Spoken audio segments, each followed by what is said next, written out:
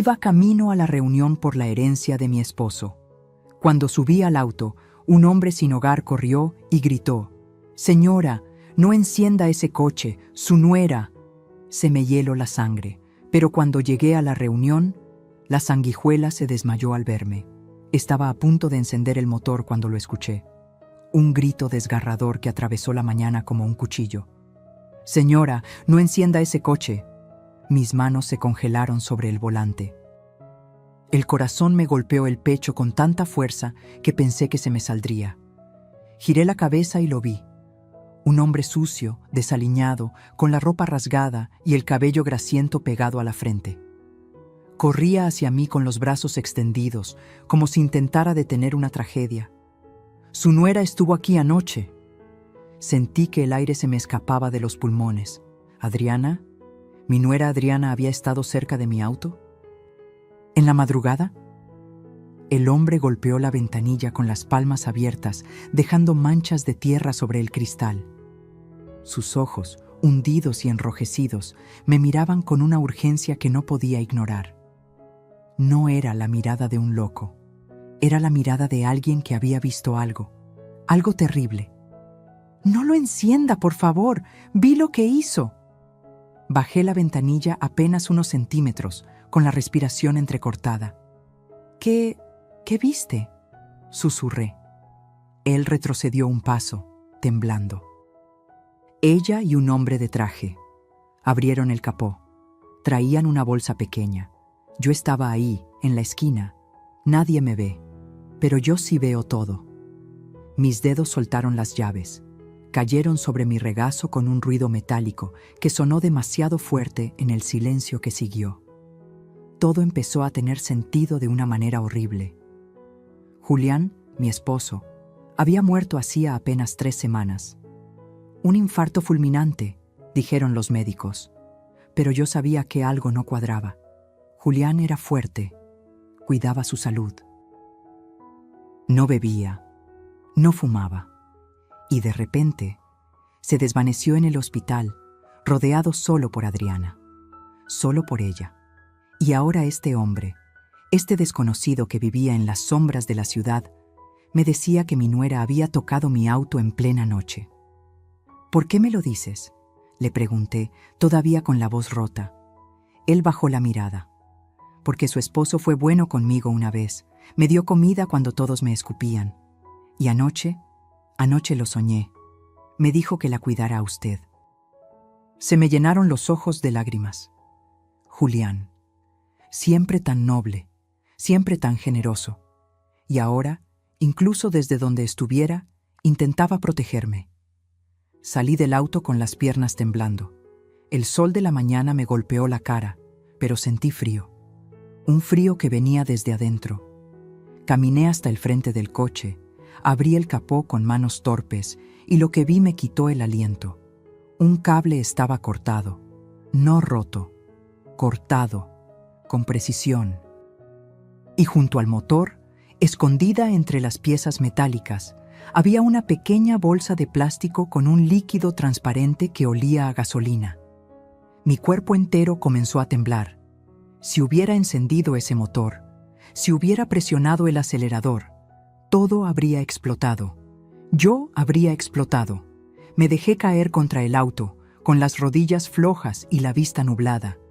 Adriana quería matarme. Mi propia nuera, la mujer que abrazaba a mi hijo cada noche, la que me sonreía en cada cena familiar, la que me llamaba Mamá Elvira con esa voz dulce y falsa, había intentado asesinarme. Y lo peor de todo, tenía que ir a la notaría, esa misma mañana, a la lectura del testamento de Julián. Ella estaría ahí, sonriendo, esperando, creyendo que yo nunca llegaría. Si esta historia te atrapó desde la primera palabra, suscríbete a este canal para seguir descubriendo relatos de vida que te harán sentir, reflexionar y nunca olvidar. Cerré el capó con fuerza, sequé mis lágrimas con el dorso de la mano y miré al hombre que acababa de salvarme la vida. «¿Cómo te llamas?», le pregunté.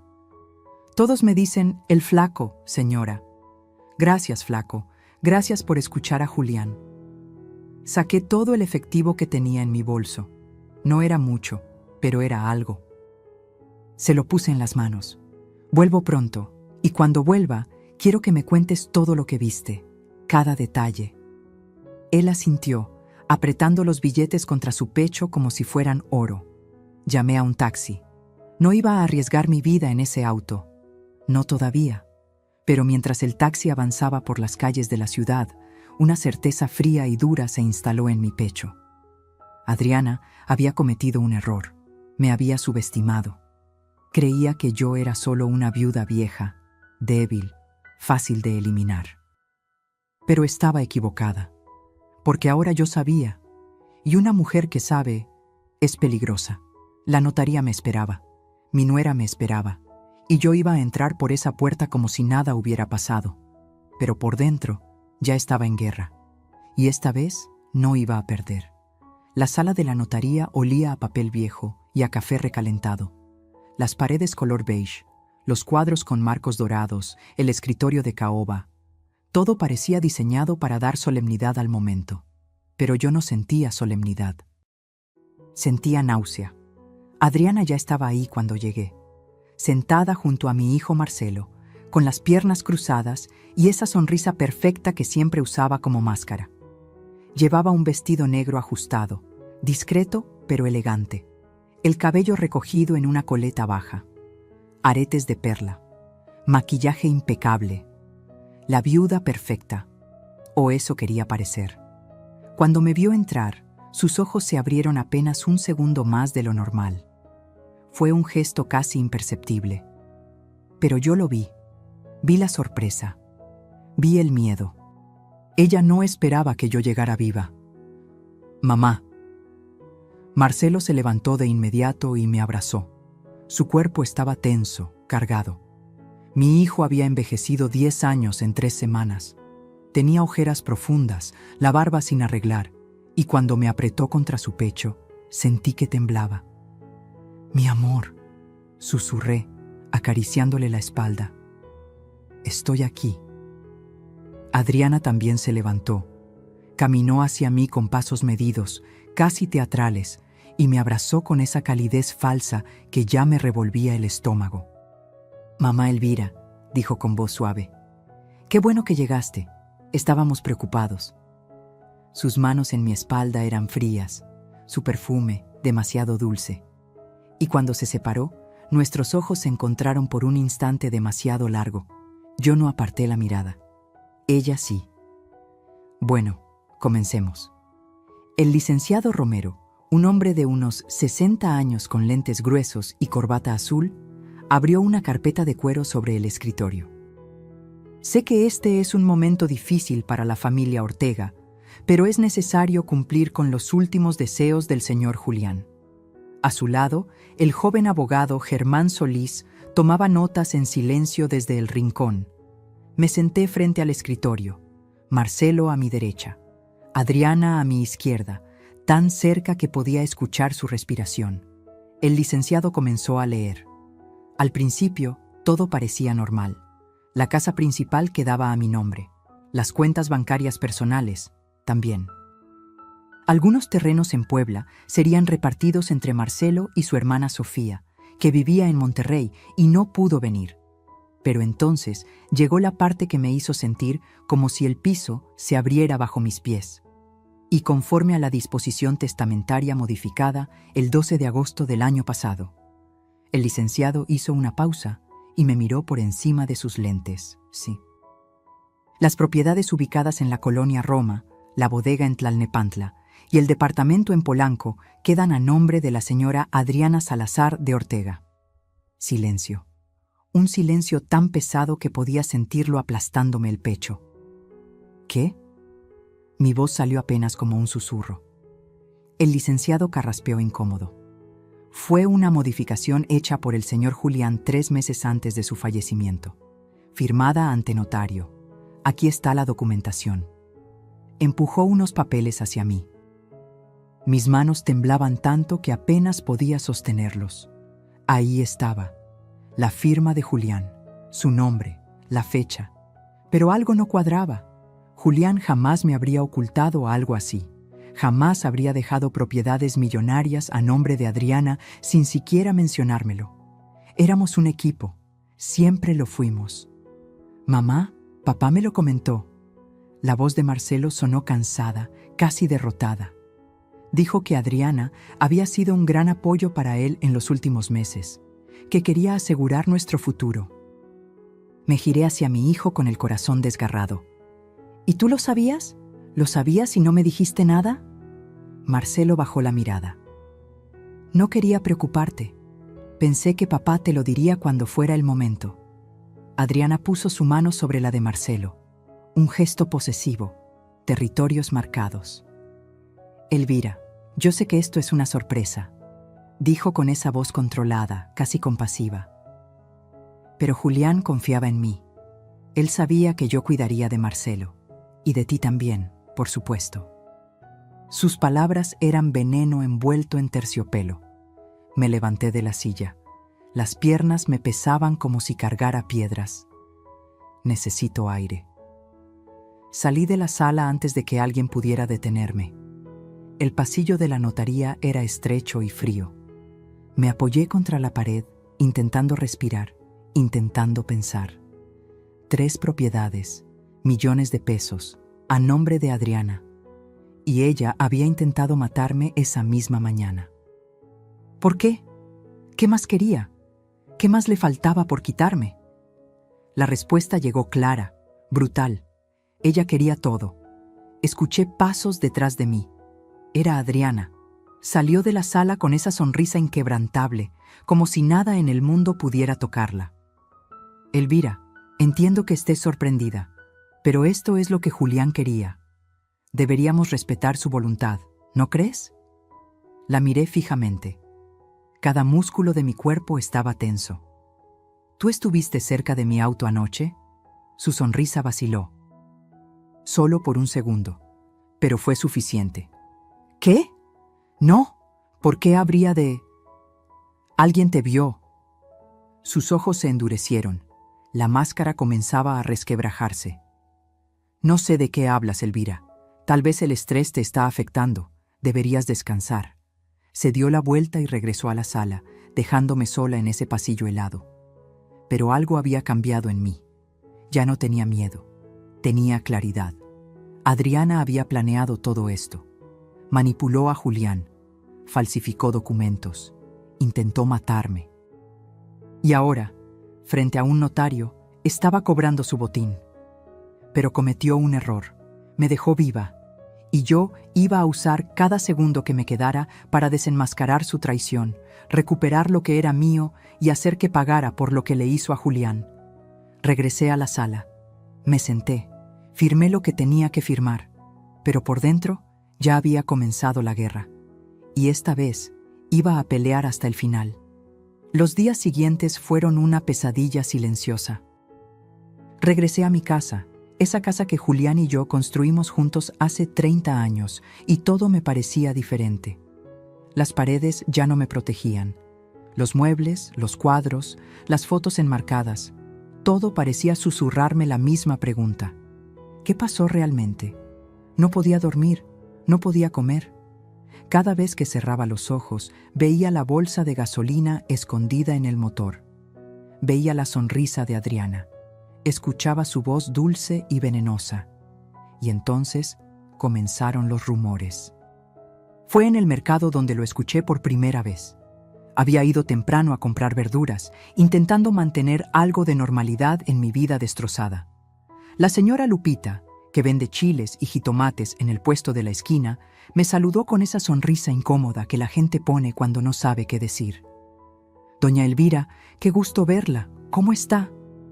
«Aquí, Lupita. Poco a poco». Ella asintió, pero su mirada evitaba la mía. Acomodó los jitomates en la charola, nerviosa. «Oiga, ¿es cierto que...?» Se detuvo. Tragó saliva. «No, perdón. No debería meterme». Algo en mi pecho se tensó. «¿Qué es cierto, Lupita?» Ella bajó la voz, acercándose apenas. «Dicen que don Julián no murió de infarto, que algo raro pasó en el hospital. Me quedé helada. La bolsa de verduras casi se me cae de las manos. ¿Quién dice eso? Es que la gente habla, doña Elvira. Dicen que su nuera iba todos los días al hospital, sola, y que los doctores nunca supieron explicar bien qué pasó. Un hombre tan sano. Así nomás.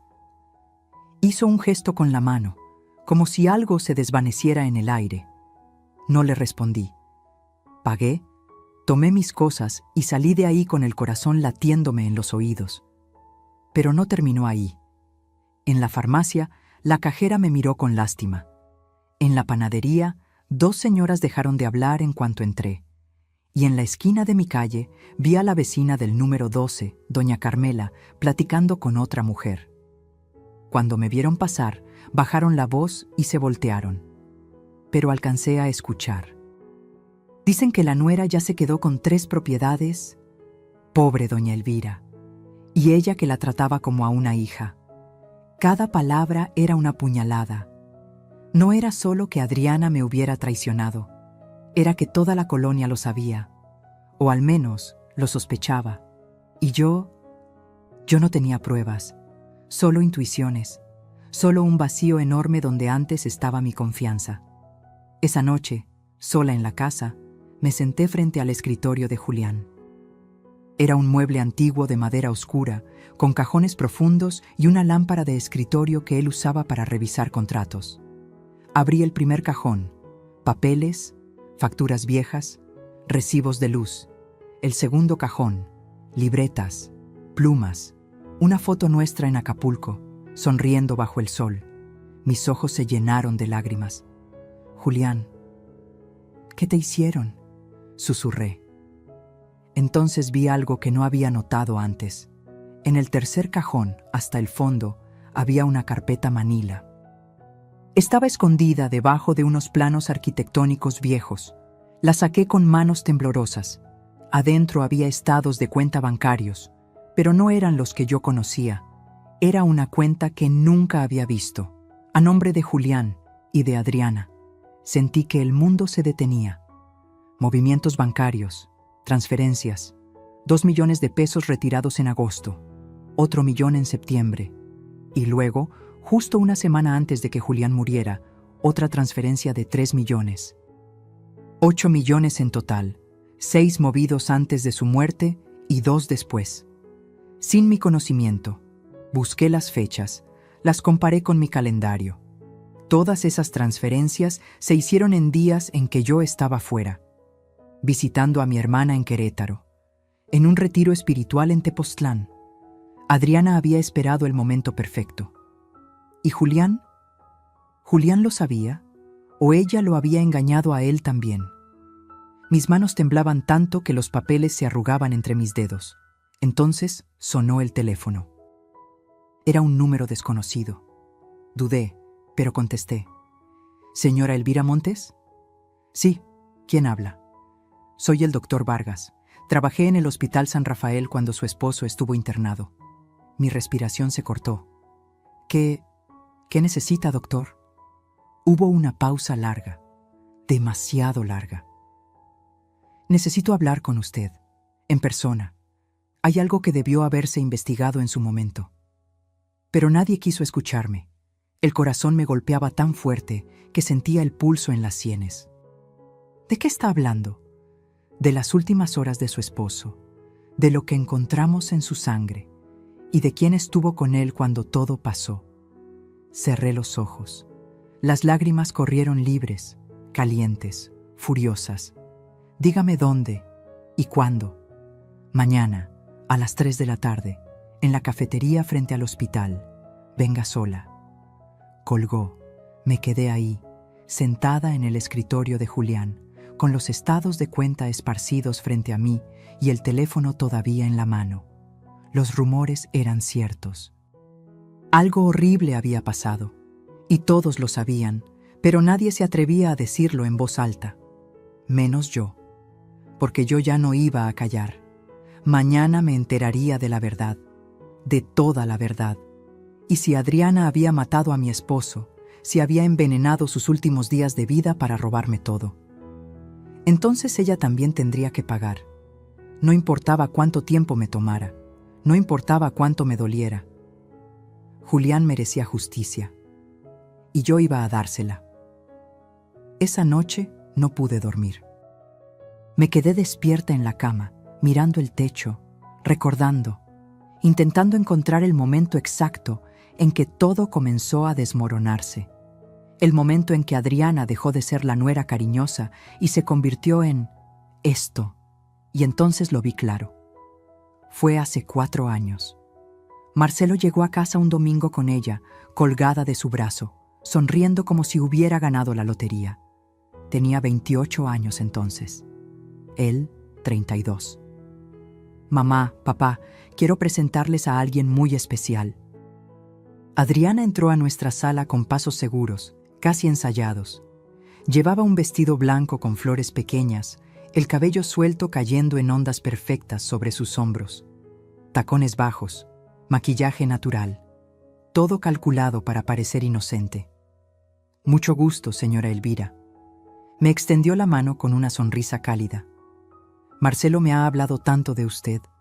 Julián quedó encantado desde el primer momento. «Qué muchacha tan educada», me dijo después cuando ellos se fueron. «Y se nota que quiere a nuestro hijo». Yo no dije nada, pero algo en mi estómago no estaba tranquilo. Tal vez fue la forma en que sus ojos recorrieron la casa cuando entró, no con curiosidad, con evaluación, como si estuviera midiendo cada mueble, cada cuadro, cada centímetro de nuestra vida. Tal vez fue la manera en que tocó el jarrón de porcelana de la entrada y preguntó, con esa voz dulce, ¿esto es antiguo? Debe valer una fortuna. O tal vez fue simplemente instinto de madre. Ese cosquilleo incómodo que te dice, esta persona no es lo que aparenta. Pero Marcelo estaba enamorado, y cuando un hijo está enamorado, las madres nos volvemos invisibles. Se casaron 6 meses después. Una boda grande, cara, que pagamos Julián y yo casi en su totalidad. Adriana dijo que su familia no podía aportar mucho porque venían de una situación humilde. Nosotros, por supuesto, entendimos, o eso creímos. Después de la boda, las cosas cambiaron poco a poco. Tan despacio que casi no lo notas. Como cuando una planta se marchita, no muere de golpe, se va apagando hoja por hoja. Primero fueron las cenas familiares.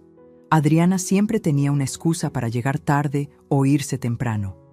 Tengo trabajo, me duele la cabeza. Marcelo y yo tenemos planes. Luego empezó a opinar sobre todo.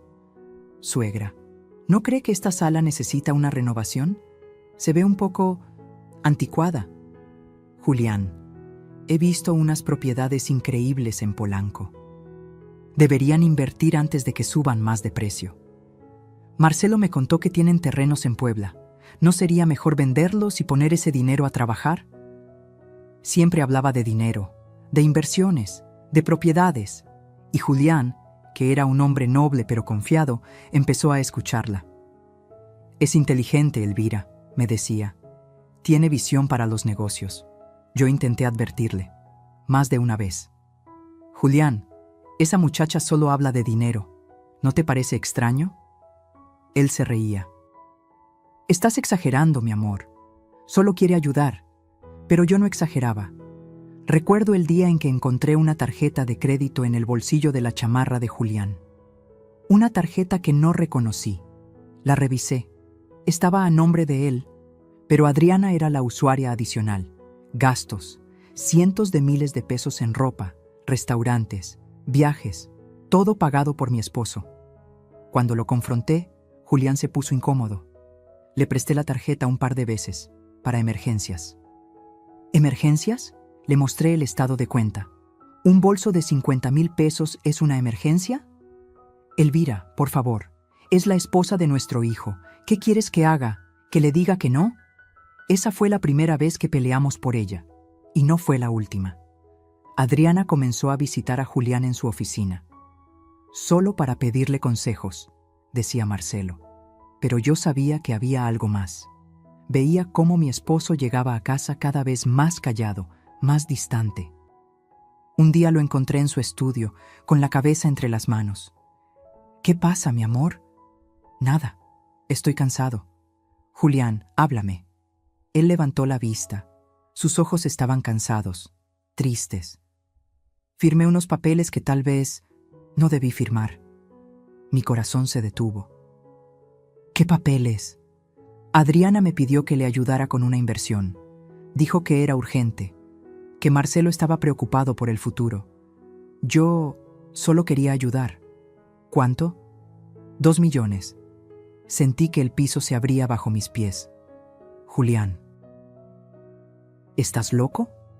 Ya sé que fue una estupidez, pero ella dijo que lo devolvería, que era solo temporal. Por supuesto, nunca devolvió nada, y cuando intenté hablar con Marcelo, él me defendió a ella. Mamá, estás siendo injusta. Adriana no es así. Tú no la conoces como yo. Marcelo, abre los ojos. Esa mujer está usando a tu padre. ¡Ya basta! Su voz explotó en la sala. Siempre has desconfiado de ella. Desde el primer día. ¿Sabes qué?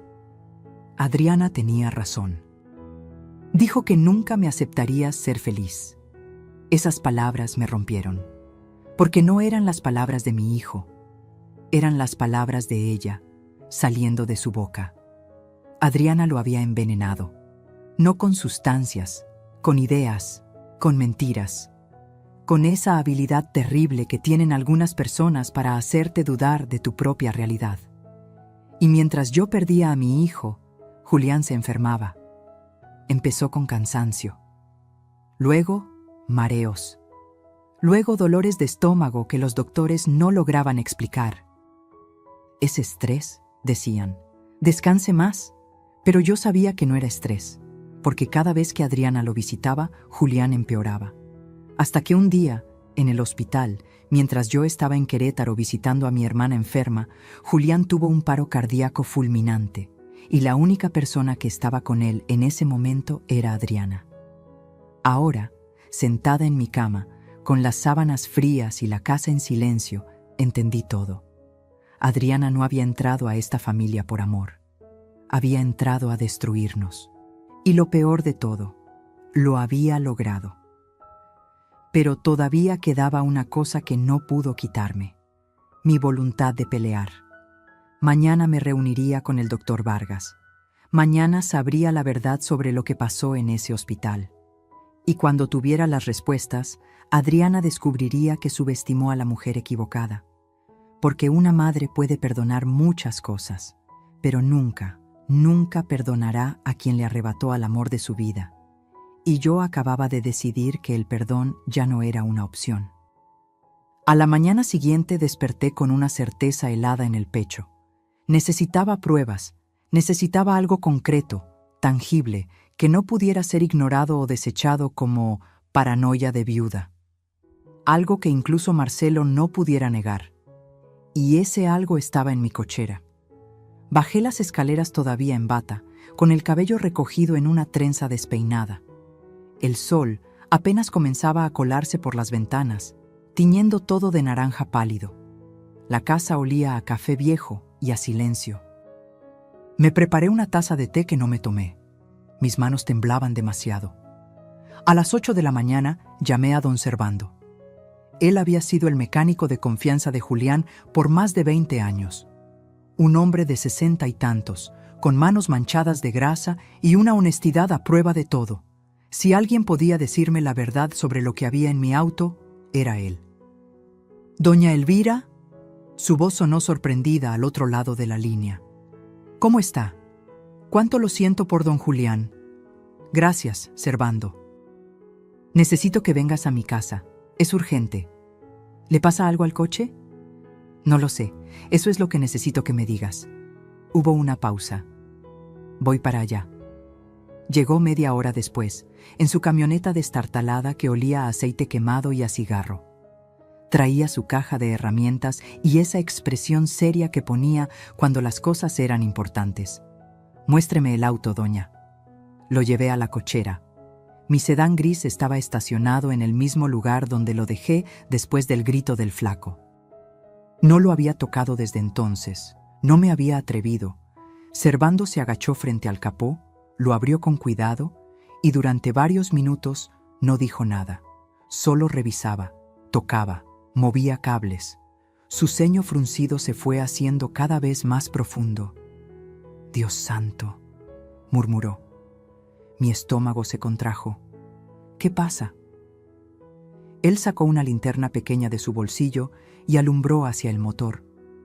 Luego se volteó hacia mí con una expresión que nunca le había visto.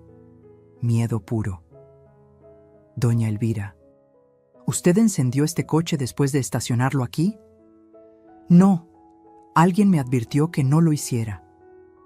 «Gracias a Dios». Se limpió las manos en un trapo sucio y me hizo una seña para que me acercara. «Venga, mire esto». Me acerqué, aunque cada paso me costaba trabajo. No quería ver, pero tenía que hacerlo. Servando señaló un cable cortado limpiamente, casi quirúrgicamente. «Este es el cable que conecta el sistema de encendido con la bomba de combustible. Está cortado, no roto. Cortado con algo filoso. Una navaja, probablemente». Sentí que la garganta se me cerraba. ¿Y eso qué significa? Que alguien quería que el auto no arrancara de inmediato, que usted insistiera, que lo intentara varias veces. ¿Por qué? Él sacó algo con unas pinzas. Era una bolsa plástica de 8 por 5 centímetros, con mezcla volátil colocada sobre el múltiple de escape. El cable de ignición estaba seccionado con cuchilla. Un montaje compatible con ignición secundaria y explosión instantánea. Mi respiración se detuvo. ¿Qué habría pasado si yo hubiera insistido en encenderlo? Servando me miró directo a los ojos. El calor habría derretido la bolsa, el líquido habría caído sobre el motor caliente, y con las chispas del arranque, hizo una pausa. Habría explotado, doña Elvira. Usted habría explotado. Las piernas me fallaron. Tuve que apoyarme contra la pared de la cochera para no caer. El mundo daba vueltas. ¿Estás seguro? Completamente. Esto no es un accidente. Esto no es vandalismo de algún chamaco idiota. Esto es... Tragó saliva. Intento de asesinato. Las palabras quedaron suspendidas en el aire, pesadas como piedras. Intento de asesinato. Alguien había querido matarme. Alguien había planeado que yo muriera quemada dentro de mi propio auto, en mi propia cochera, sin testigos, sin escapatoria. Y ese alguien era Adriana. Servando. Mi voz salió como un susurro roto. Necesito que documentes todo esto, fotos, videos, lo que sea necesario. Ya lo estaba pensando. Sacó su celular. Voy a grabar todo. Y luego deberíamos llamar a la policía. No, todavía no. Él me miró confundido. Doña Elvira, esto es grave. Si alguien intentó... Lo sé, pero necesito más pruebas. Necesito que esto sea irrefutable, porque la persona que hizo esto, me temblaba la voz, es mi nuera. Y si voy a acusarla, necesito que no haya ninguna duda, ninguna. Servando cerró el capó con cuidado, como si el auto fuera una bomba que todavía pudiera explotar. Su nuera, Adriana, asentí. Un hombre sin hogar la vio a ella y a otro hombre, aquí en la madrugada, manipulando el auto. Servando negó con la cabeza, incrédulo. Dios mío, pero ¿por qué? ¿Qué gana ella con...? Todo. Las lágrimas comenzaron a rodar por mis mejillas. Gana todo. La herencia, las propiedades, el control total sobre mi hijo. Si yo desaparezco, ella se queda con todo. Servando maldijo entre dientes. Guardó sus herramientas con movimientos bruscos, furioso. Esto no se va a quedar así, doña Elvira. No voy a permitir que le pase nada. No va a pasarme nada, dije limpiándome las lágrimas con el dorso de la mano. Porque ahora sé lo que ella es capaz de hacer. Y ya no voy a darle otra oportunidad. Servando terminó de grabar todo. Me pasó los videos a mi celular. Cada cable cortado, cada ángulo de la bolsa derretida, cada centímetro de evidencia. ¿Qué van a hacer ahora?, me preguntó antes de irse. Voy a reunirme con alguien. Un doctor que trabajó con Julián en el hospital y después Después voy a armar un caso tan sólido que ni el mejor abogado del mundo pueda defenderla. Servando puso una mano sobre mi hombro. Don Julián estaría orgulloso de usted. Esas palabras me rompieron y me reconstruyeron al mismo tiempo. Cuando se fue, me quedé en la cochera, mirando ese auto que casi se convierte en mi ataúd. Y algo dentro de mí cambió para siempre. Ya no era solo dolor lo que sentía, era furia. Una furia fría, calculada, implacable. Adriana había intentado borrarme de este mundo. Había intentado convertirme en cenizas para quedarse con todo lo que Julián y yo construimos. Pero cometió un error fatal. Me subestimó. Creyó que una viuda de 68 años sería fácil de eliminar. Creyó que nadie me escucharía. Creyó que podía salirse con la suya. Pero estaba a punto de descubrir que la mujer más peligrosa del mundo es aquella que ya no tiene nada que perder. Y yo acababa de perderlo todo. Guardé los videos. Más adelante Rafael los presentaría a la policía. Ahora solo me quedaba una misión: hacer justicia. Y no pararía hasta verla pagar por cada lágrima, cada mentira, cada traición. El juego apenas comenzaba. Y esta vez, las reglas las pondría yo. Tenía 3 horas antes de mi reunión con el doctor Vargas. 3 horas que decidí usar para encontrar al flaco. Él era la única persona que había visto a Adriana esa noche. El único testigo de su crimen. Y necesitaba su testimonio completo, cada detalle, cada palabra que pudiera recordar. Porque si iba a enfrentarme a ella, necesitaba armas. Y los testigos son las mejores armas. Salí de mi casa con el sol ya alto en el cielo. Llevaba mi bolsa cruzada al hombro, dinero en efectivo, y una determinación que me quemaba por dentro como fuego. Lo busqué primero en la esquina donde lo había visto aquella mañana. No estaba. Pregunté a un vendedor ambulante de elotes. ¿Ha visto a un hombre flaco, con ropa sucia, que suele estar por aquí? El vendedor me miró con desconfianza. ¿Para qué lo busca? Me salvó la vida. Quiero agradecerle. Su expresión se suavizó. A veces lo veo por el mercado, o en el parque, cerca de las bancas del fondo. Ahí duermen varios. Le agradecí y caminé hacia el mercado. Mis piernas ya no eran tan fuertes como antes, pero la urgencia me daba fuerza. Pasé por los puestos de frutas, de carnes, de pan. El olor a tortillas recién hechas se mezclaba con el de las flores y el pescado. Y entonces lo vi. Estaba sentado en el suelo, recargado contra la pared trasera del mercado, con una bolsa de plástico a su lado. Tenía la cabeza gacha, los ojos cerrados. Por un momento pensé que dormía, pero cuando me acerqué, levantó la vista. Sus ojos me reconocieron al instante. «Señora», murmuró intentando levantarse. «No, no, quédate ahí». Me agaché frente a él, ignorando el dolor en mis rodillas. «Vine a buscarte». Él parpadeó, confundido. ¿A mí? Sí, necesito que me cuentes todo lo que viste esa noche, todo, sin omitir nada. El flaco tragó saliva. Sus manos temblaban. «Ya le dije, señora. Vi a su nuera y a un hombre. Pero necesito más. ¿A qué hora exactamente? ¿Cómo era ese hombre? ¿Qué más hicieron?» Él bajó la mirada, nervioso. «Yo no quiero problemas». Saqué mi cartera y puse 5 billetes de 500 pesos en su mano. Sus ojos se abrieron como platos. «No es por problemas. Es por justicia. Ese dinero es tuyo. Y habrá más si me ayudas a detenerla». Se quedó mirando los billetes como si no pudiera creer que fueran reales. Luego los guardó rápidamente en su bolsillo y respiró hondo. «Está bien, le cuento todo. Adelante». Fue como a las 2 de la mañana. Yo estaba ahí, en la esquina de su calle. Siempre duermo ahí porque hay menos policías que me corran. Estaba medio dormido cuando escuché un carro que se estacionaba cerca de su casa. Me asomé. Era un auto negro, elegante. Bajaron 2 personas, una mujer y un hombre. ¿Cómo era el hombre? Alto. Vestía traje oscuro, cabello corto.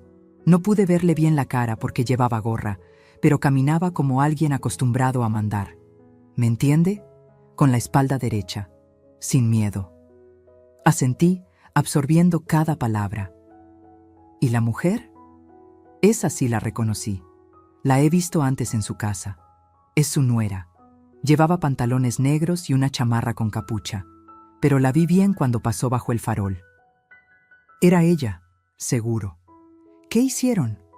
Se acercaron a su coche. El hombre abrió el capó. No sé cómo. Tal vez traía herramientas. Estuvieron ahí como 10 minutos. Ella alumbraba con el celular. Él metía las manos en el motor. Hablaban bajito, pero yo alcanzaba a escuchar un poco. ¿Qué decían? El flaco cerró los ojos concentrándose. Ella decía, ¿ya está? Y él respondió, sí, pero tienes que asegurarte de que lo intente encender varias veces. Si no, no funcionará. Y ella dijo, lo hará. Siempre es terca. Y luego se rieron. La sangre se me heló en las venas. Terca. Ella me conocía. Sabía que si mi auto no encendía a la primera, insistiría. 1, 2, 3 veces, hasta que explotara. ¿Algo más? Mi voz salió apenas como un hilo. Sí, antes de irse, ella le dio algo, un sobre, y el hombre dijo, con esto quedamos a mano. Luego subieron al auto y se fueron. ¿Viste las placas? No, señora, estaba muy oscuro, pero el auto era un BMW, de esos nuevos, negro, con rines cromados. Abrí mi bolso y saqué mi celular. ¿Podrías reconocer al hombre si lo volvieras a ver? Tal vez, no sé. Como le digo, no le vi bien la cara. ¿Y si te muestro fotos? Puede ser. Empecé a pensar. ¿Quién era ese hombre? ¿Un cómplice? ¿Un amante? ¿Alguien a quien Adriana le pagaba para hacer su trabajo sucio? Flaco, necesito que hagas algo por mí. Algo muy importante. Él me miró con esos ojos cansados pero atentos. Dígame. Quiero que vengas conmigo a un lugar seguro. Voy a pagarte un cuarto de hotel por unos días y necesito que escribas todo lo que me acabas de contar, con todos los detalles que recuerdes. ¿Puedes hacerlo? Yo no escribo muy bien, señora. No importa, yo te ayudo, pero necesito que tu testimonio quede registrado, porque llegará el momento en que tendrás que repetir esto frente a otras personas. ¿Entiendes? Él asintió lentamente. ¿Frente a la policía? Tal vez. ¿O frente a un juez? El flaco se puso pálido. Señora, yo no puedo meterme en esas cosas. Tengo antecedentes, robos pequeños, nada grave, pero si me ven en una corte, no te va a pasar nada. Le puse una mano sobre el hombro. Te lo prometo, yo te voy a proteger. Pero necesito que me ayudes, porque esa mujer no solo intentó matarme a mí, también mató a mi esposo, y si no la detenemos, lo volverá a hacer. Sus ojos se llenaron de algo parecido a la compasión. Su esposo fue bueno conmigo, me trató como persona, no como basura. Entonces, ayúdame a hacer justicia por él. Hubo un largo silencio. El ruido del mercado continuaba a nuestro alrededor. Voces, risas, el golpeteo de los cuchillos contra las tablas de madera. Pero en ese pequeño rincón solo estábamos él y yo, conectados por una verdad terrible. Finalmente, el flaco asintió. Está bien, lo haré. Le ayudé a levantarse. Era más ligero de lo que pensaba, pura piel y huesos. Lo llevé a un hotel modesto pero limpio, cerca del centro. Pagué por una semana. Le compré ropa nueva, jabón, comida. Y esa tarde, sentados en la pequeña habitación con olor a detergente, escribimos juntos su testimonio. Cada palabra, cada detalle, cada segundo de esa noche maldita. Cuando terminamos, le tomé una foto con mi celular, sosteniéndolo en sus manos. Su firma al final. Guárdalo bien, le dije. Este papel puede cambiar todo. Él lo dobló con cuidado y lo metió debajo del colchón. Señora, ¿de verdad cree que esto sirva de algo? Lo miré directo a los ojos. Flaco, tú eres la única persona en el mundo que vio lo que ella hizo. Eres invisible para la sociedad, lo sé, pero en este momento eres la persona más importante de mi vida, porque tú tienes la verdad, y la verdad siempre, siempre termina ganando. Él sonrió por primera vez, una sonrisa rota, pero real. Gracias por creerme, señora. Gracias a ti por tener el valor de hablar. Salí del hotel con el corazón más ligero. Tenía un testigo, tenía pruebas del auto.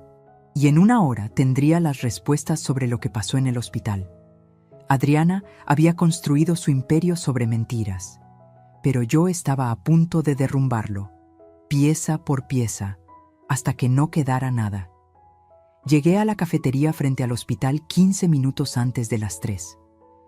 Me senté en una mesa junto a la ventana, desde donde podía ver la entrada del San Rafael. Ese edificio blanco de 5 pisos que alguna vez me pareció un lugar de esperanza, ahora se veía como un mausoleo. Ahí dentro había muerto Julián. Ahí dentro, Adriana lo había dejado morir. Pedí un café que no me tomé.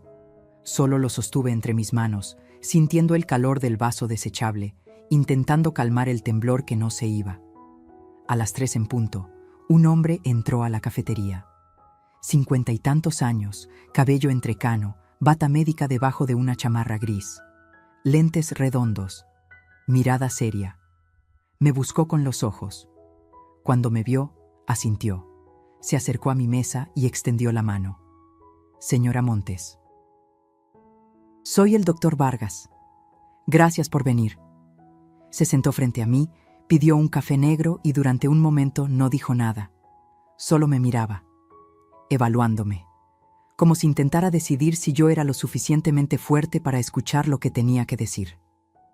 Finalmente habló. No debería estar aquí. Lo que voy a contarle podría costarme mi trabajo, tal vez incluso mi licencia. Pero no puedo seguir callando. Mi corazón latió más rápido. Dígame la verdad, por favor. Él sacó una carpeta delgada de su mochila, la puso sobre la mesa y la abrió con cuidado. Dentro había hojas impresas, estudios médicos, gráficas. Su esposo llegó al hospital el 18 de septiembre. Se quejaba de mareos, dolor abdominal, náuseas. Pensamos que era gastritis aguda. Lo internamos para hidratarlo y hacerle estudios. Asentí. Todo eso ya lo sabía. Durante los primeros 2 días, su condición era estable, incómoda pero estable. Pero entonces, hizo una pausa. Empezó a empeorar, rápido, demasiado rápido. ¿Qué pasó? Sus signos vitales comenzaron a fallar. Taquicardia, presión arterial irregular, confusión mental. Y lo más extraño, sus análisis de sangre mostraban niveles elevados de potasio, muchísimo más altos de lo normal. ¿Y eso qué significa? Hiperpotasemia severa puede causar un paro cardíaco fulminante. Pero lo raro es que no tenía ninguna razón médica para tener esos niveles. No era diabético, no tenía problemas renales. No estaba tomando medicamentos que lo justificaran. Sentí que algo frío me recorría la espalda. Estoy diciendo que alguien pudo haberle administrado potasio de manera externa, en dosis altas, sin que nadie se diera cuenta. La cafetería pareció girar a mi alrededor. ¿Quién? ¿Cómo? No lo sé. Pero sé quién tenía acceso ilimitado a su habitación. ¿Quién estuvo con él las últimas horas de su vida? ¿Quién estaba ahí cuando nadie más podía estar? Adriana. Él asintió lentamente. Su nuera. Sí. Me cubrí la boca con las manos. Las lágrimas brotaron sin control. No podía respirar. No podía pensar. Julián no había muerto de un infarto natural. Lo habían asesinado. Y yo no estuve ahí para protegerlo. ¿Por qué no dijo nada? Mi voz salió rota, desesperada. ¿Por qué no lo investigaron? El doctor Vargas bajó la mirada, avergonzado. Lo intenté. Hablé con el director del hospital. Le mostré los análisis. Le dije que algo no cuadraba. Pero él me dijo que no podíamos hacer acusaciones sin pruebas contundentes, que una autopsia necesitaba el consentimiento de la familia, y su nuera, ella se negó. El abogado Solís aconsejó que la cremación sería lo más digno y sanitario. Marcelo firmó confiando en su palabra. ¿Qué? Dijo que no quería profanar el cuerpo de su suegro, que era una falta de respeto, que Julián habría querido descansar en paz, y su hijo la apoyó. Cerré los ojos. Marcelo. Mi propio hijo había bloqueado la investigación sin saberlo. Entonces lo cremaron, susurré. Sí. Y con eso se perdió cualquier posibilidad de demostrar lo que pasó. Me quedé en silencio. El ruido de la cafetería se sentía lejano, irreal. Voces, tazas chocando, el vapor de las máquinas de café. Todo se sentía como un sueño del que no podía despertar. Doctor, ¿usted cree que ella lo hizo? Él me miró directo a los ojos. Sí, creo que su nuera envenenó a su esposo. No puedo probarlo. Pero en 25 años de carrera, he visto muchas muertes. Y esta no fue natural. Las lágrimas rodaron libres por mis mejillas. ¿Cómo lo hizo? Pudo ser con suplementos de potasio. Son fáciles de conseguir. Se venden sin receta. En dosis normales son inofensivos. Pero en dosis altas, mezclados en comida o bebida, son letales. Y lo peor, dejan muy poco rastro, especialmente si el cuerpo es cremado. Me sentí vacía, como si alguien me hubiera arrancado el alma. Él confiaba en ella, dije con voz temblorosa.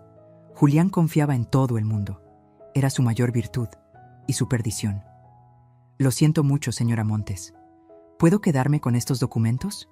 Él empujó la carpeta hacia mí. Son copias. Úselas como necesite. Si esto llega a un juicio, yo declararé. No me importa lo que me pase. Su esposo merece justicia. Le apreté la mano con fuerza. Gracias. No sabe cuánto significa esto para mí. Cuando el doctor Vargas se fue, me quedé sentada en esa cafetería durante casi 1 hora. No podía moverme. No podía llorar más. Solo estaba ahí, mirando por la ventana, viendo a la gente entrar y salir del hospital. Familias preocupadas, enfermos caminando despacio, doctores con prisa, y yo, una viuda de 68 años, cargando el peso de una verdad insoportable. Julián había sido asesinado. Mi esposo, el amor de mi vida, el padre de mis hijos, había sido envenenado lentamente por la mujer en la que confiamos, la mujer que llamábamos familia. Y lo peor de todo, mi hijo seguía sin creerme. Marcelo me había dicho paranoica. Me había dicho que dejara de inventar cosas. Me había dicho que Adriana era inocente. ¿Cómo le dices a un hijo que su esposa es una asesina? ¿Cómo destruyes su mundo para salvar la verdad? Me levanté de la mesa. Pagué. Salí a la calle. El aire frío de la tarde me golpeó la cara, pero no lo sentí. Caminé sin rumbo durante un rato. Pasé frente a una iglesia. Dudé. Hacía años que no entraba a una, pero algo me empujó adentro. El interior estaba casi vacío. Solo una señora mayor rezando en la primera fila y el olor a incienso flotando en el aire. Me senté en una banca del fondo y miré hacia el altar. Julián, susurré. No pude protegerte. Perdóname. Las lágrimas volvieron, silenciosas, amargas. Pero te juro por lo que más quiero que ella va a pagar. Te lo juro. Aunque me cueste todo lo que me queda, ella va a pagar. Salí de la iglesia con los ojos hinchados, pero con algo nuevo en el pecho. Propósito. Ya no era solo dolor lo que sentía, era determinación. Adriana había destruido a mi familia, había matado a mi esposo, había intentado matarme a mí. Pero cometió un error fatal, me subestimó. Creyó que una mujer mayor, sola, sin poder, sería fácil de eliminar. Pero se equivocó. Porque el dolor puede romperte, o puede convertirte en algo más fuerte de lo que jamás imaginaste. Y yo acababa de decidir que mi dolor no me iba a destruir. Iba a ser mi arma. Y con esa arma iba a hacer justicia, aunque fuera lo último que hiciera en esta vida. Esa noche no dormí. Me quedé despierta en la mesa del comedor, rodeada de papeles, fotos, documentos bancarios, todo extendido como las piezas de un rompecabezas macabro. Y yo, en el centro, intentando armar la imagen completa de la traición. Pero sabía que no podía hacerlo sola. Necesitaba ayuda profesional, alguien que supiera moverse en las sombras, alguien que pudiera encontrar lo que yo no podía ver. Y conocía a la persona perfecta, Rafael Cedeño. Había sido socio de Julián hace más de 15 años, en los primeros proyectos de construcción. Un hombre brillante, meticuloso, con esa habilidad rara de ver lo que otros ignoran. Pero después de un problema legal que casi lo arruina, Rafael dejó el mundo de los negocios y se dedicó a otra cosa: investigación privada. Julián siempre decía que Rafael tenía olfato de sabueso, y yo necesitaba exactamente eso. Lo llamé a las 7 de la mañana. ¿Elvira? Su voz sonó sorprendida. ¿Cuánto tiempo? Lo siento mucho por Julián. Era un gran hombre. Gracias, Rafael. Necesito verte. Es urgente. Hubo una pausa. ¿Estás bien? No, pero voy a estarlo. ¿Puedes reunirte conmigo hoy? Dime dónde. 2 horas después estábamos sentados en un restaurante discreto en la Colonia Condesa. Rafael llegó con un portafolio de cuero gastado y esa mirada penetrante que siempre me había intimidado un poco. 52 años, cabello corto con canas en las sienes, barba de 3 días, traje oscuro sin corbata. Se sentó frente a mí y fue directo al grano. ¿Qué necesitas? Le conté todo, cada palabra, cada detalle, el grito del flaco, el cable cortado. La bolsa con gasolina, el testamento modificado, los rumores del pueblo, la reunión con el doctor Vargas, el envenenamiento, las transferencias bancarias. Rafael no me interrumpió ni una sola vez. Solo escuchaba, tomando notas en una libreta pequeña con una pluma negra. Sus ojos nunca dejaron de mirarme. Cuando terminé, cerró la libreta y exhaló lento. Esto es grave, Elvira, muy grave. Lo sé.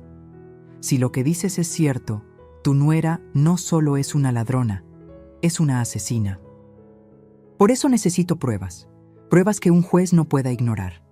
Pruebas que obliguen a mi hijo a abrir los ojos. Rafael se recargó en la silla, pensativo. ¿Cuánto dinero tienes disponible? Lo que sea necesario. Porque esto no va a ser barato. Vamos a necesitar rastrear cuentas bancarias, conseguir registros telefónicos, investigar su pasado, tal vez contratar vigilancia. Y todo tiene que hacerse con discreción absoluta. Si ella se entera de que la estás investigando, lo sé. Podría desaparecer, o peor, intentar matarme de nuevo. Exacto. Saqué un cheque que había preparado esa mañana. 50,000 pesos. Lo puse sobre la mesa. Esto es solo el adelanto. Rafael miró el cheque, luego me miró a mí. ¿Estás segura de que quieres hacer esto? Porque una vez que abramos esta caja, no hay vuelta atrás. Lo que encontremos puede cambiar tu vida para siempre. Mi vida ya cambió, Rafael. Ya perdí a mi esposo. Ya perdí la confianza de mi hijo. Ya casi pierdo mi propia vida. No tengo nada más que perder, excepto mi dignidad, y esa no pienso regalársela. Él sonrió apenas, una sonrisa triste pero respetuosa. Julián tenía razón sobre ti. Siempre decía que eras la más fuerte de los dos. Tomó el cheque y lo guardó. Está bien, acepto el caso, pero vamos a hacer esto a mi manera, sin emociones, solo hechos, solo evidencia sólida. ¿De acuerdo? De acuerdo. Durante los siguientes 10 días, Rafael trabajó en silencio. Yo seguí con mi vida normal. O al menos, aparentándolo. Iba al mercado, visitaba a mi hermana, atendía el jardín, sonreía cuando era necesario. Pero por dentro, cada segundo era una tortura de espera. Rafael me llamaba cada 2 días para actualizarme. Primera llamada. Encontré algo interesante. Adriana no se llama realmente Adriana Salazar. Cambió su nombre hace 8 años. Su nombre original era Adriana Méndez Ruiz y tiene antecedentes. ¿Qué tipo de antecedentes? Fraude menor. Hace 10 años fue acusada de estafar a un hombre mayor en Guadalajara. El caso se cerró porque el hombre murió antes del juicio. La sangre se me heló. ¿Murió? Infarto. Al menos, eso dice el certificado de defunción. Pero las coincidencias empiezan a ser demasiadas, ¿no crees? Segunda llamada. Las transferencias que encontraste no son las únicas. Hay más. Muchas más. Coincidía con lo que ya había hallado. 8 millones en total, 6 antes de su muerte y 2 después. Todas realizadas durante el último año. Todas a cuentas que Adriana controlaba.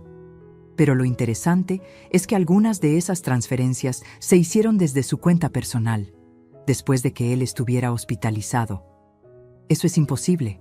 Él estaba inconsciente. Exacto, lo que significa que alguien tenía acceso a sus contraseñas bancarias, y solo hay una persona que pudo tenerlas. Tercera llamada. Contraté vigilancia. Adriana se ha reunido 3 veces en la última semana con un hombre, mismo tipo que describe tu testigo.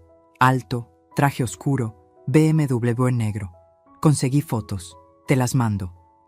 Minutos después, las fotos llegaron a mi celular. Y lo que vi me dejó sin aliento.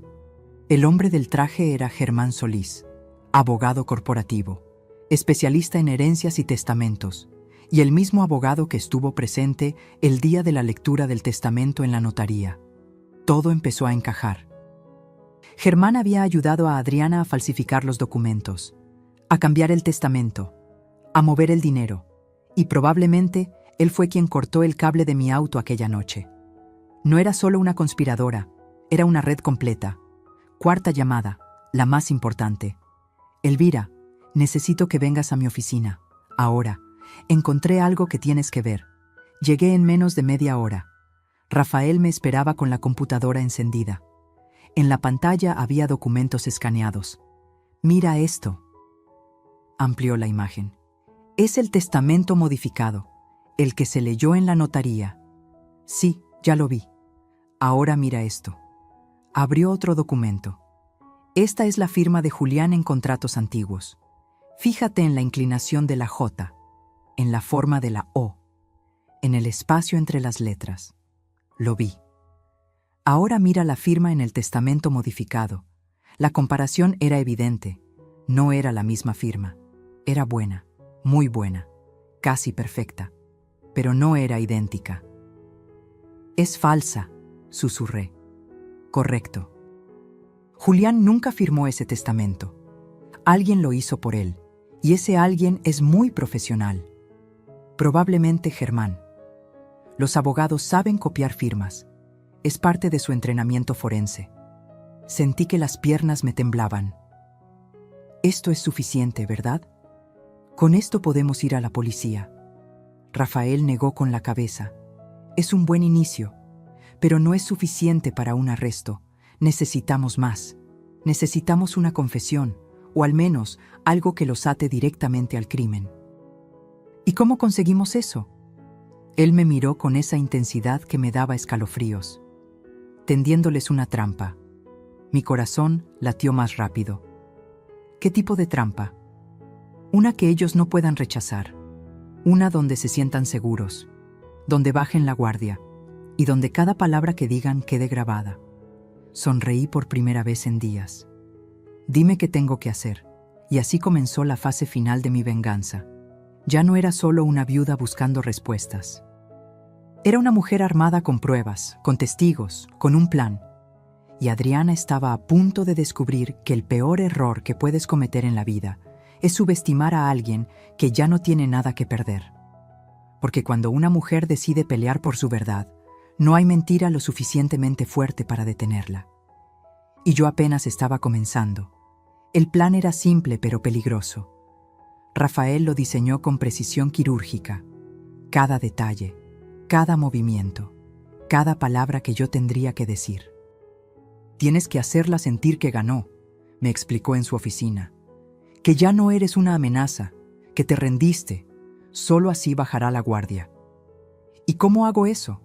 Llamándola, invitándola a cenar, diciéndole que quieres hacer las paces, que estás cansada de pelear, que quieres firmar la repartición de bienes en paz y seguir adelante con tu vida. La sola idea de fingir amabilidad con ella me revolvía el estómago. No sé si pueda. Rafael puso una mano sobre mi hombro. Sé que es difícil, pero es la única manera. Si la confrontas directamente, huirá. O peor, contratará mejores abogados y enterrará todo. Necesitamos que se sienta segura, que hable. Y cuando hable, la atraparemos. Respiré hondo. ¿Y las cámaras? Voy a instalar 3. Una en la sala, escondida en el reloj de pared, otra en el comedor, en la planta decorativa, y una más en la cocina, por si acaso. Audio de alta definición, video en HD. Todo irá directo a un servidor encriptado. Aunque destruyan las cámaras, la grabación estará a salvo. ¿Y si no dice nada incriminatorio? Lo hará. La gente como Adriana no puede resistir presumir, especialmente cuando creen que ganaron. Tú solo tienes que provocarla sutilmente, hacerle preguntas casuales, dejar que su ego haga el resto. Me dio una lista de frases clave que debía mencionar durante la cena. Frases como: Julián siempre confió en ti. Nunca entendí por qué cambió tanto en sus últimos meses. A veces me pregunto qué pasó realmente en el hospital. El auto. Qué suerte que no lo encendí ese día. Cada una diseñada para sembrar duda, para provocar reacción, para que Adriana no pudiera evitar defenderse o, mejor aún, justificarse. Practiqué frente al espejo durante 2 días. Sonrisa amable, voz cansada pero reconciliadora, gestos de derrota. Tenía que ser perfecta, porque si ella sospechaba algo, todo se vendría abajo. Finalmente, un jueves por la tarde, la llamé. Mi mano temblaba cuando marqué su número. ¿Elvira? Su voz sonó sorprendida. Adriana, hola, ¿cómo estás? Bien. ¿Y tú? No esperaba tu llamada. Lo sé. Yo necesito hablar contigo, y con Marcelo, pero sobre todo contigo. Hubo una pausa cautelosa. ¿De qué se trata? Quiero que vengan a cenar a mi casa, este sábado. Necesito hacer las paces. Estoy cansada de todo este dolor, de las peleas, de la desconfianza. Julián no habría querido esto. Podía escuchar sus engranajes mentales funcionando al otro lado de la línea. ¿Estás segura? Totalmente. Quiero firmar los papeles pendientes, cerrar este capítulo y seguir adelante. Todos merecemos paz, ¿no crees? Su voz se suavizó. Creyó que había ganado. Me parece perfecto, Elvira. Marcelo va a estar feliz de escuchar esto. Ha estado muy preocupado por ti. Lo sé. Yo también estoy preocupada por él, por todos nosotros. Los espero a las 8. Prepararé algo especial. Ahí estaremos. Colgué y solté el aire que no sabía que estaba conteniendo. Rafael, que había estado escuchando desde el otro cuarto, entró con una sonrisa. Perfecto. Cayó completamente. Ahora solo falta que el sábado salga todo bien. Saldrá bien. Confía en el proceso. El viernes, Rafael llegó temprano a instalar las cámaras. Trabajó durante 3 horas, ajustando ángulos, probando audio, asegurándose de que todo quedara invisible pero funcional. Cuando terminó, me mostró cómo se veía desde su laptop. La sala, el comedor, la cocina, todo en pantalla dividida, imagen nítida, audio claro. Recuerda, me dijo antes de irse, mantén la calma, no la acuses de nada, solo deja que hable. La verdad siempre sale cuando la gente se siente cómoda. El sábado llegó como una tormenta silenciosa. Pasé el día cocinando. Preparé mole poblano, arroz rojo, frijoles refritos. El postre favorito de Marcelo, flan napolitano. Puse la mesa con el mantel bordado que usábamos en ocasiones especiales. Velas, flores frescas, Todo tenía que parecer auténtico.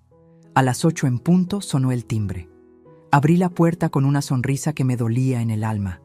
Marcelo entró primero. Se veía cansado pero esperanzado. Me abrazó fuerte. Gracias por esto, mamá. Gracias a ti por venir, mi amor. Adriana entró detrás de él, elegante como siempre. Vestido negro ajustado, tacones, cabello perfecto. Esa sonrisa que ahora reconocía como pura falsedad. Elvira, qué linda te ves, y huele delicioso. Gracias, hija. Pasen. Siéntense. Nos sentamos a la mesa. Serví la comida. Hablamos de cosas triviales al principio. El clima, el tráfico, las noticias. Marcelo parecía relajado, feliz de vernos juntas sin pelear. Adriana, en cambio, me observaba, todavía cautelosa, todavía evaluando. Entonces, mientras servía más vino, solté la primera frase clave.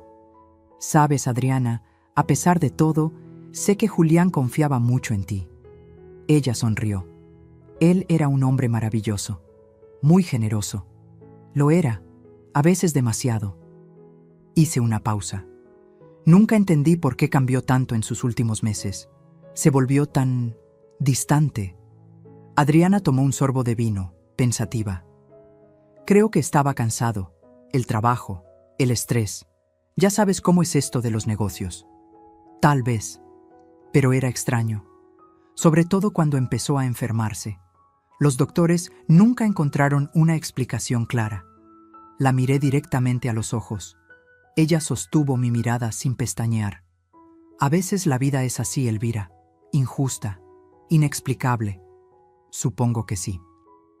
Me limpié la boca con la servilleta. Me alegra que estuvieras con él en el hospital. No habría soportado que muriera solo. Alguien tenía que estar ahí. Su voz tenía un tono casi orgulloso. Alguien que supiera cuidarlo bien. Marcelo interrumpió, incómodo. Mamá, tal vez no deberíamos hablar de esto ahora. Tienes razón, mi amor. Perdón. Sonreí. Es solo que a veces me pregunto qué habría pasado si las cosas hubieran sido diferentes. Adriana se inclinó hacia adelante, con los ojos brillantes. ¿Diferentes cómo? No lo sé.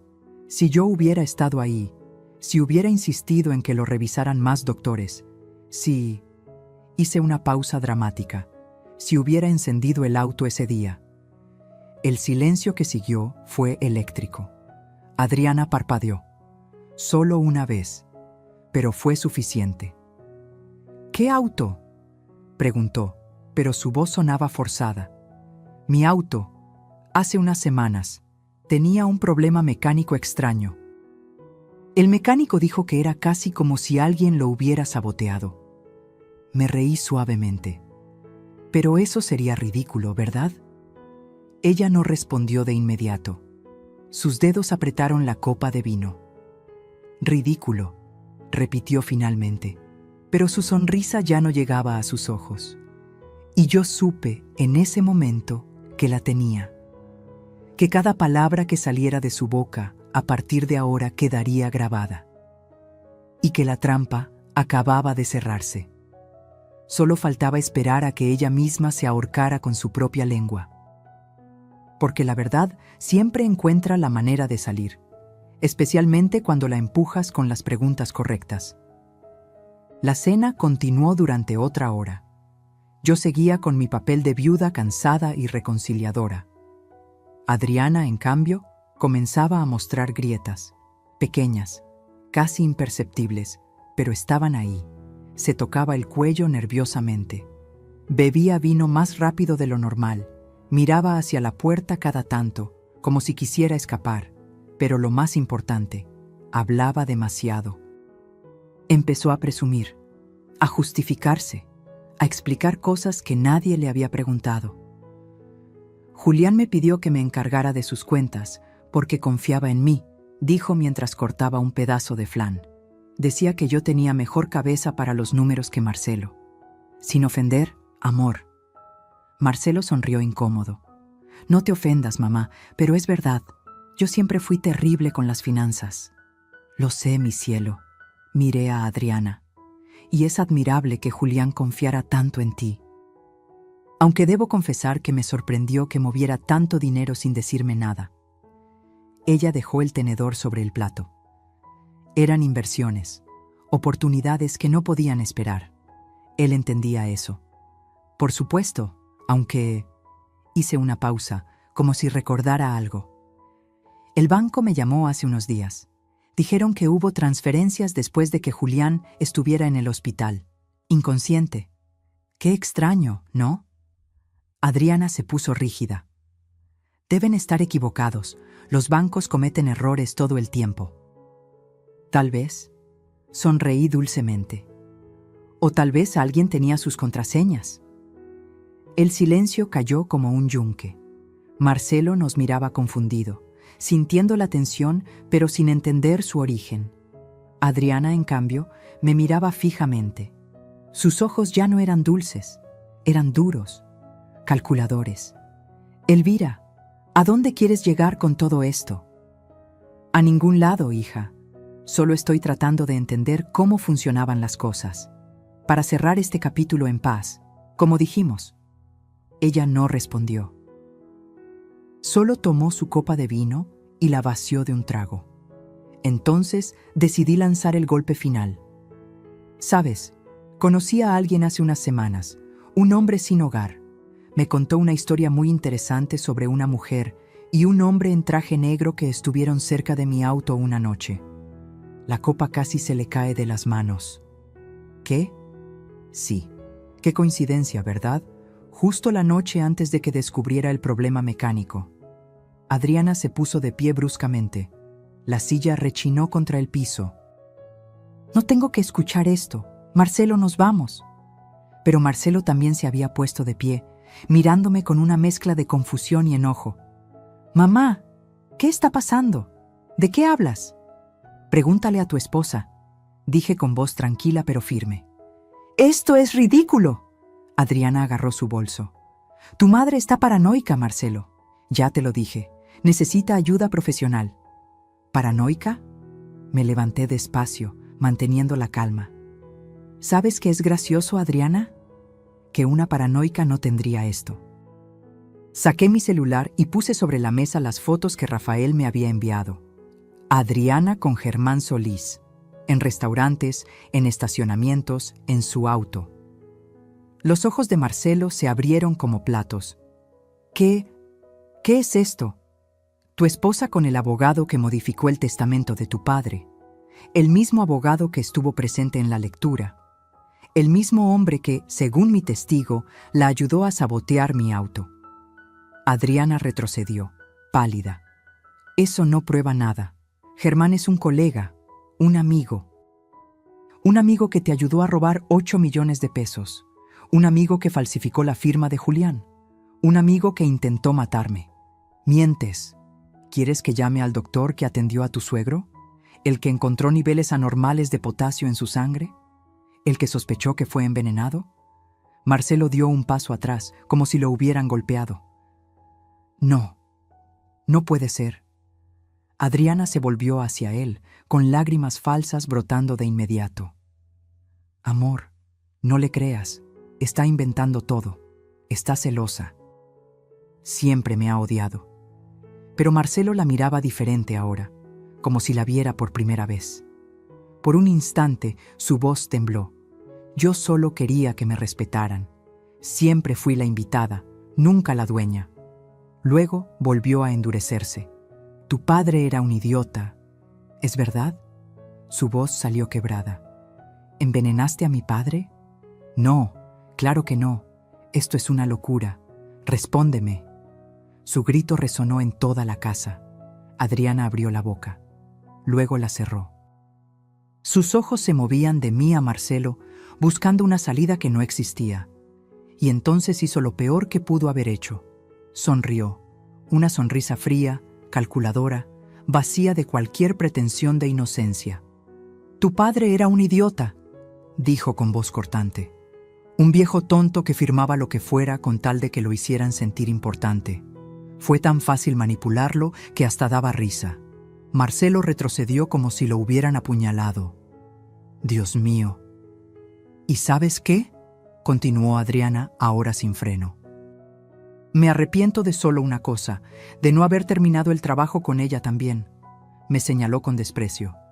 Pero no te preocupes, todavía hay tiempo. Sacó algo de su bolso, un cuchillo pequeño, plateado, filoso. Marcelo gritó. Adriana, no. Pero ella ya se había lanzado hacia mí. No tuve tiempo de pensar, solo de reaccionar. Me moví hacia un lado. El cuchillo pasó rozando mi brazo, rasgando la manga de mi blusa, y entonces la puerta principal se abrió de golpe. Rafael entró corriendo, seguido de 2 policías uniformados. ¡Al suelo! ¡Suelte el arma!, gritó uno de ellos mientras apuntaban a Adriana. Rafael, sin perder la calma, mostró a los agentes que las cámaras transmitían todo en tiempo real al servidor seguro. Adriana se quedó paralizada. El cuchillo cayó de sus manos. Su rostro pasó del odio al pánico en un segundo. Los policías la sometieron, la esposaron. Mientras la arrastraban hacia la puerta, ella gritaba. «Esto es trampa. Ella me provocó. Me tendieron una trampa». Rafael se acercó a mí. «¿Estás bien?», asentí, todavía temblando. «Lo grabaste todo, ¿verdad?». «Cada palabra, cada movimiento. Está en el servidor, irrefutable». Marcelo estaba sentado en el suelo, con la cabeza entre las manos, sollozando como un niño. Me arrodillé junto a él y lo abracé. «Lo siento, hijo, lo siento tanto». Yo no sabía». Su voz era un susurro roto. «Mamá, perdóname, no te creí. Pensé que estabas... Shh. Ya pasó, ya pasó». Los policías se llevaron a Adriana. Sus gritos se fueron apagando en la distancia. Rafael se acercó con una expresión seria. «Van a arrestar a Germán Solís también. Con las grabaciones y las pruebas bancarias, ambos van a pasar muchos años en prisión. ¿Y el testamento falso? Se invalidará. Todo regresará a como debió ser desde el principio. Las propiedades, el dinero, todo vuelve a ti y a tus hijos». Cerré los ojos. El alivio me golpeó como una ola. No era alegría lo que sentía. Era justicia. Julián podía descansar en paz. Y yo, finalmente, podía respirar. La pesadilla había terminado, pero sabía que las heridas tardarían mucho en sanar. Porque recuperar tu vida es una cosa, recuperar la confianza de tu hijo es otra. Y esa noche, abrazada a Marcelo en el piso de mi comedor, supe que el verdadero trabajo apenas comenzaba, no el de venganza, sino el de reconstrucción, y ese, descubriría después, era el más difícil de todos. Pasaron varias semanas desde aquella noche de la trampa.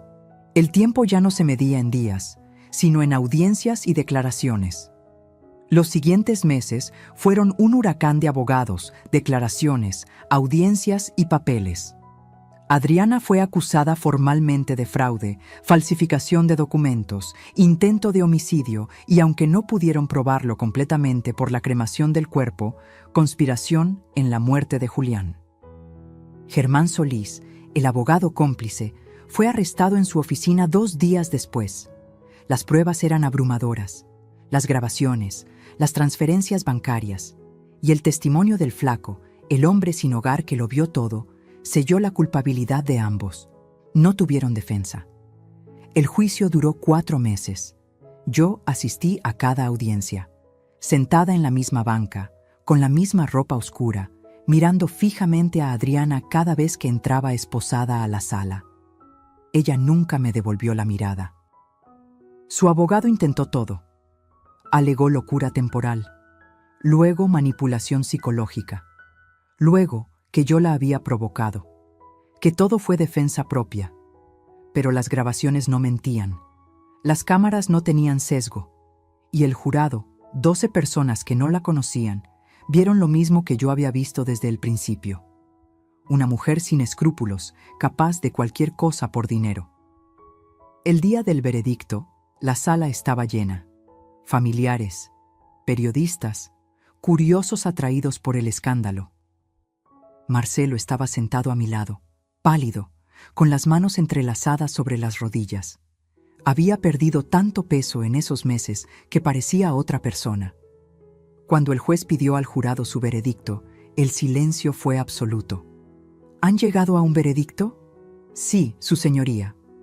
¿Cómo encuentran a la acusada, Adriana Méndez Ruiz, en los cargos de fraude, falsificación y tentativa de homicidio? Culpable. En todos los cargos. Escuché a Marcelo soltar un suspiro tembloroso.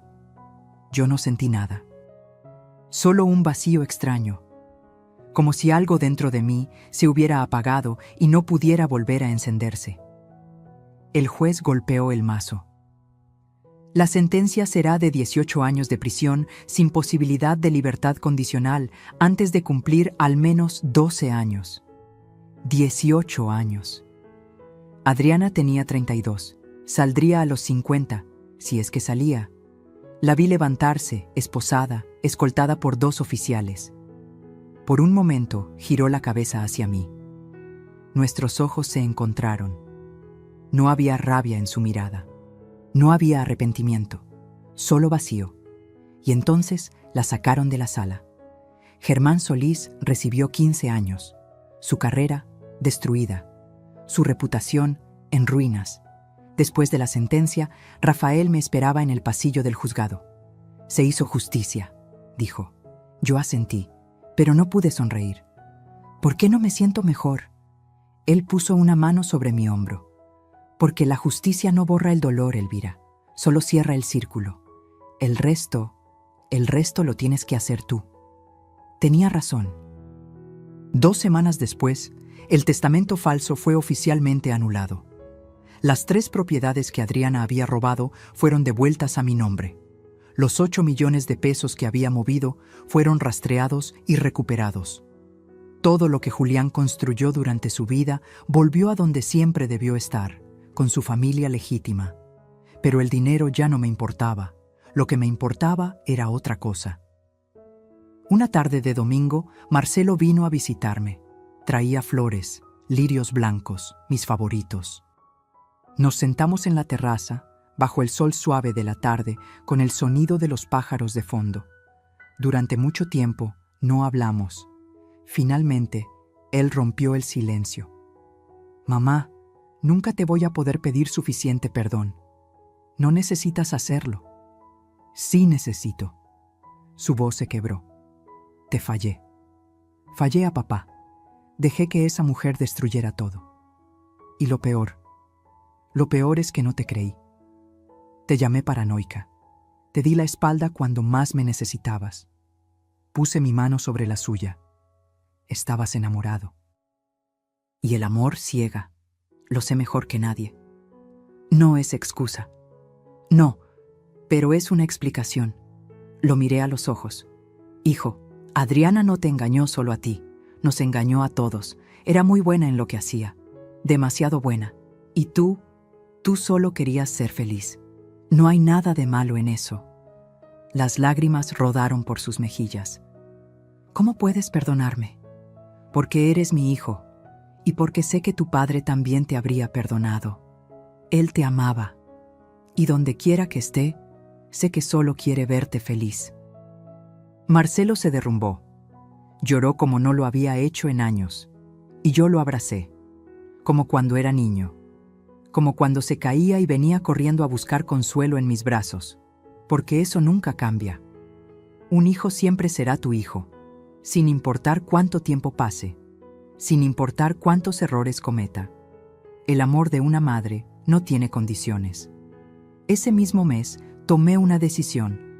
Vendí 2 de las propiedades que Adriana había intentado robar. Con ese dinero, creé un fondo fiduciario para mi nieto, el hijo de Marcelo, que apenas tenía 6 años. Un niño inocente que había perdido a su abuelo y ahora crecería sin madre. Quería asegurarme de que él estuviera protegido, de que tuviera un futuro, de que las mentiras de Adriana no arruinaran también su vida. El resto del dinero lo doné. Parte fue para el Hospital San Rafael, con la condición de que mejoraran sus protocolos de seguridad para pacientes vulnerables. Otra parte fue para un refugio de personas sin hogar, porque el flaco me había salvado la vida. Y si él, alguien invisible para la sociedad, pudo ser mi ángel guardián, entonces había miles como él que merecían una oportunidad. No lo hice por reconocimiento. Lo hice porque Julián habría hecho lo mismo, y porque finalmente entendí algo que me había tomado toda una vida aprender. La verdadera riqueza no está en lo que posees, está en lo que haces con lo que tienes. Está en cómo tratas a las personas que no pueden darte nada a cambio. Está en dormir tranquila sabiendo que hiciste lo correcto, aunque nadie te estuviera mirando. Una tarde, mientras organizaba el estudio de Julián, encontré una carta. Estaba escondida dentro de uno de sus libros favoritos, una carta que nunca envió, fechada 2 semanas antes de morir. Decía: Elvira, si estás leyendo esto, es porque algo me pasó. Necesito que sepas que cometí errores. Confié en la persona equivocada.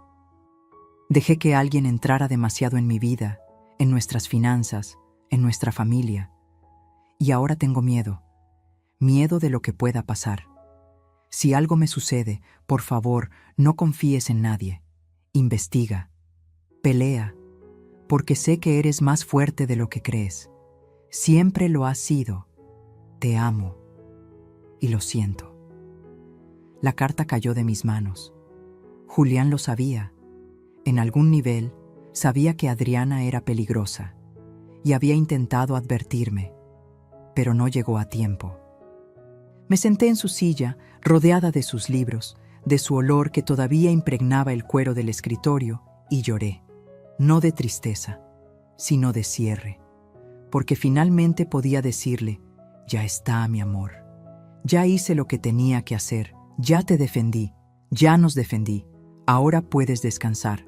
Y sentí, por primera vez desde su muerte, que él realmente descansaba, que la justicia, aunque tardía, aunque incompleta, había llegado.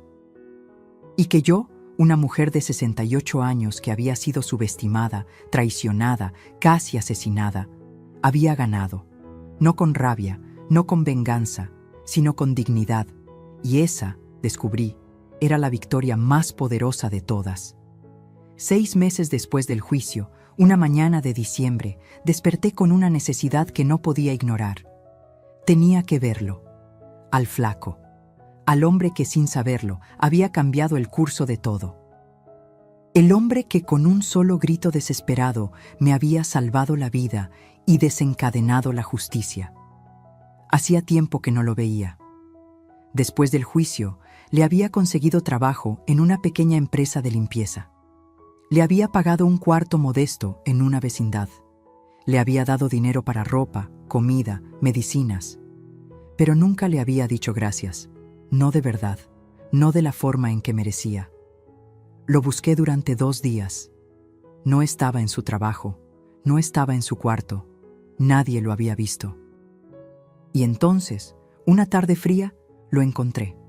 En el mismo lugar donde todo comenzó, la esquina de mi calle, sentado contra la pared, con la misma ropa raída de siempre, a pesar de todo lo que le había dado.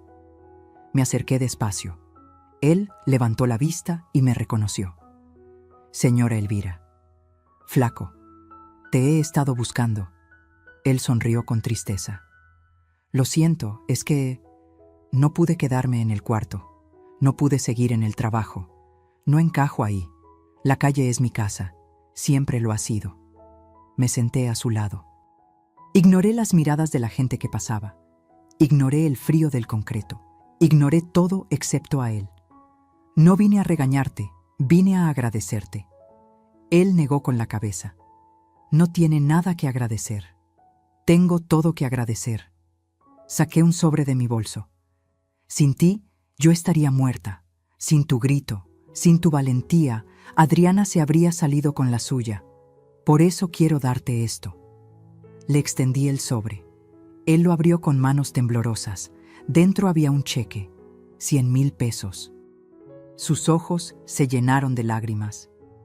Señora, yo no puedo aceptar esto.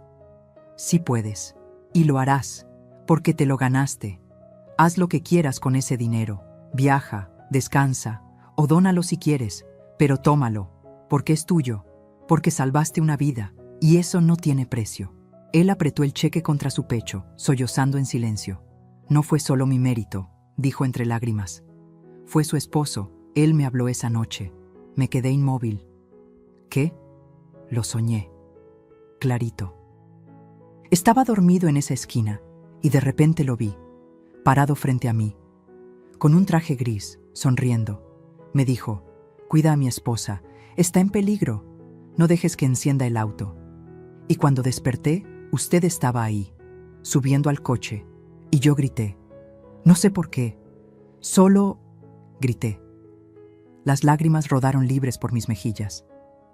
«Julián», susurré. Él la amaba mucho, señora. Eso se sentía en el sueño, mucho. Miré al cielo. Las nubes grises del invierno se movían despacio. El aire olía a lluvia próxima. «Gracias, Julián», dije en voz baja. «Gracias por cuidarme. Gracias por enviarme un ángel cuando más lo necesitaba». El flaco se limpió las lágrimas con la manga sucia de su chamarra. «Señora, ¿usted cree en esas cosas? ¿En los sueños? ¿En que los muertos nos cuidan?» Lo miré a los ojos. Antes no creía. Pensaba que todo era casualidad, coincidencias. Pero ahora sé que hay algo más. Algo que no podemos ver pero que está ahí, cuidándonos, guiándonos. Julián me envió a ti, y tú me salvaste. Eso no es casualidad, eso es amor, amor que trasciende la muerte. Nos quedamos sentados ahí durante un rato más, en silencio, solo dos personas conectadas por una historia imposible, por un grito que lo cambió todo. Finalmente, me levanté. «Cuídate, flaco, y si algún día necesitas algo, cualquier cosa, búscame. Siempre voy a estar aquí para ti». «Lo mismo digo, señora, aunque no tenga mucho que dar. Ya me diste todo, me diste mi vida». Caminé de regreso a mi casa, con el corazón más ligero de lo que había estado en meses. Cuando llegué, me senté en la terraza, el mismo lugar donde Julián y yo solíamos tomar café los domingos, donde planeábamos viajes que nunca hicimos, donde soñábamos con envejecer juntos, y aunque él ya no estaba físicamente, sentí su presencia, en el viento que movía las hojas del árbol de bugambilias, en el canto de los pájaros que él tanto amaba, en la calidez del sol que se colaba entre las nubes. Cerré los ojos y hablé. «Ya puedes descansar, mi amor. Ya todo está bien. Marcelo está sanando. Nuestro nieto está protegido. Adriana pagó por lo que hizo. ¿Y yo? Yo estoy en paz. Gracias por cuidarme. Gracias por no dejarme sola. Gracias por amarme tanto que encontraste la forma de salvarme incluso desde donde estés. Te amo. Siempre te amaré, hasta que nos volvamos a encontrar». Abrí los ojos, y justo en ese momento, una mariposa blanca se posó en el borde de la mesa. Se quedó ahí, inmóvil, como si me mirara, y luego voló, alto, hacia el cielo. Sonreí, porque supe que era él, diciéndome adiós, diciéndome que finalmente podía descansar. Y yo, una mujer de 68 años que había perdido a su esposo, que había sido traicionada por su familia, que había estado a segundos de morir. Yo había sobrevivido, no solo físicamente, sino con mi dignidad intacta, con mi amor propio recuperado, con mi verdad defendida. Y aunque el camino había sido doloroso, aunque las cicatrices todavía dolían, sabía algo con certeza absoluta: valió la pena. Porque la verdad siempre vale la pena, porque la justicia, aunque lenta, siempre llega, y porque una mujer que decide defender lo que es suyo, lo que es correcto, lo que es justo, esa mujer es imparable, y yo acababa de descubrir que siempre había sido esa mujer. Solo necesitaba que me quitaran todo para darme cuenta.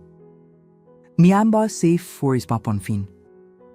Esta historia tocó mi corazón de una manera que nunca imaginé, porque me recordó que no importa cuántos años tengas, no importa cuántas veces te hayan subestimado, no importa cuánto dolor cargues, siempre, siempre tienes el poder de levantarte. de pelear por tu verdad, de reclamar tu dignidad. ¿Y tú? ¿Alguna vez has tenido que enfrentar una traición familiar? ¿Alguna vez tuviste que defenderte cuando nadie te creía? Déjame tu comentario. Cuéntame tu historia. Dime desde dónde me estás viendo, porque cada historia importa. Cada voz cuenta. Y juntos formamos una comunidad de personas que no se rinden.